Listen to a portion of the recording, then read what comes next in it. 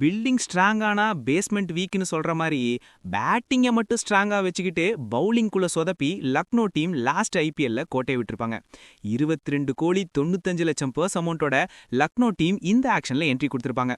But இந்த அமௌண்ட்டை வச்சு ஸ்குவாடை பில்டு பண்ணாங்களா கேட்டா இல்ல தான் சொல்லணும். டீமோட பவுலிங்கை ஸ்ட்ராங்காக்க நல்ல ஃபாரின் ஃபாஸ்ட் பாலரை அதிக விலை கொடுத்து எடுப்பாங்கன்னு பார்த்தா ஜோஸ் இங்கிலீஷை 8 கோடி 60 லட்சம் கொடுத்து வாங்கியிருப்பாங்க.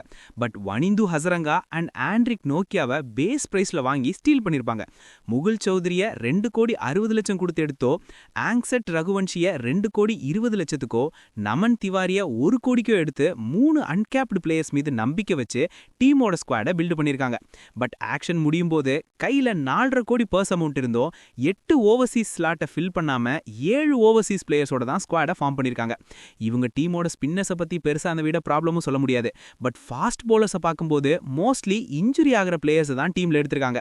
முகமது ஷமி, ஆண்ட்ரிக் நோர்க்கியா, அவேஷ் கான் இந்த 3 பேரும் நல்ல பவுலர்ஸா இருந்தாலும் அவங்க எத்தனை மேட்ச் இன்ஜுரி ஆகி மிஸ் பண்ணுவாங்கன்னு கணிக்க முடியாது.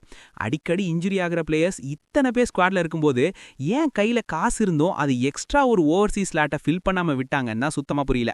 கடப்பார ஓவர்சீஸ் பேட்டிங் லைனப்போட மறுபடியும் லக்னோ டீம் வரப்போற ஐபிஎல்ல என்ட்ரி கொடுக்க போறாங்க. முகமது ஷமி, ஆண்ட்ரிக் நோர்க்கியா, ஹசரங்கா இந்த 3 பேரும் பக்காவா கிளிக் ஆகி பெர்ஃபார்ம் பண்ணிட்டா இந்த இயர் லக்னோ நல்ல இயராமே வாய்ப்பு இருக்கு. உங்க பாயிண்ட் ஆஃப் வியூ படி லக்னோ டீமோட ஸ்குவாட் வர்த்தா இல்லையா? இந்த ஸ்குவாடை லக்னோ டீமால பிளே ஆஃப்ஸ் ரீச் ஆக முடியுமா? மொத்தத்துல லக்னோ டீமோட ஸ்குவாடுக்கு 10க்கு எவ்வளவு ரேட்டிங் கொடுப்பீங்கன்னு கமெண்ட்ல சொல்லுங்க. குஜராத் டீம் இந்த ஆக்ஷனுக்கு 12 கோடி 90 லட்சம் பர்ஸ் அமௌண்ட்டோட இந்த ஆக்ஷனுக்கு என்ட்ரி கொடுத்திருப்பாங்க. ஜேசன் ஹோல்டரை 7 கோடி கொடுத்து போட்டு எடுத்தோ, டாம் பேண்டனை 2 கோடிக்கோ, லூக் வுட்டை 75 லட்சத்துக்கோ எடுத்து குஜராத் டீம் வெறும் 3 ஓவர்சீஸ் பிளேயர்ஸை மட்டுமே இந்த ஆக்ஷன்ல எடுத்திருப்பாங்க.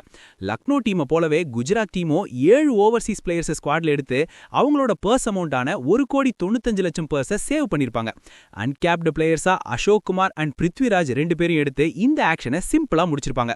Already batting and bowling well பேலன்ஸ்டா இருந்ததால லாஸ்ட் இயர் ஐபிஎல்ல தரமா பெர்ஃபார்ம் பண்ணி பிளே ஆஃப்ஸ்க்கு குவாலிஃபை ஆயிருப்பாங்க.